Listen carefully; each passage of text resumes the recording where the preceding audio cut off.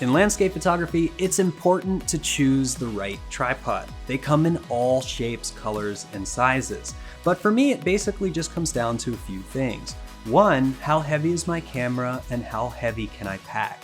And in those situations where I need to shed weight, I use a smaller, lightweight travel tripod. In really rugged landscapes with wind, elements, and heavy cameras, I use a full-size tripod. Once you decide on a tripod, probably the most important thing is to check the height. This one sets up and it actually comes up to about my chest, but when I fully extend this one, it actually gets taller than me. Now that gives me the opportunity to set it up on inclines, declines, and different environments where I may need that extra height. Some other important things to think about is whether or not it has a built-in level and how far the legs will articulate.